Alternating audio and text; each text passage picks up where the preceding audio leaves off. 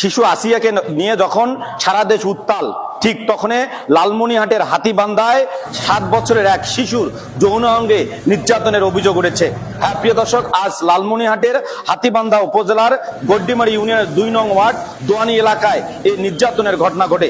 স্থানীয় লোকজন যেটা জানিয়েছেন, জহুরুল নামে এক বরিশালের এক যুবক এই এলাকায় বিদ্যুতের টাওয়ারের কাজ করছিল।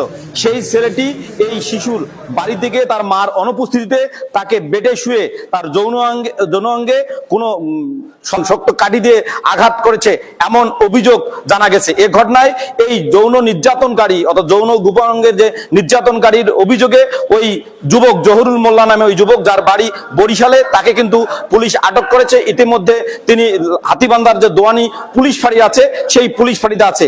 অসুস্থ অবস্থায় সেই শিশুকে উদ্ধার করে হাতীবান্ধা হাসপাতালে নিয়ে আসা হয়েছে।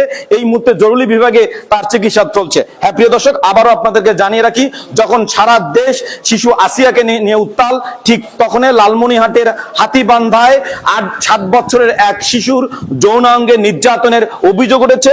এই ঘটনায় ইতিমধ্যে এই ঘটনায় অভিযুক্ত জহুরুল মোল্লাকে কিন্তু পুলিশ আটক করেছে।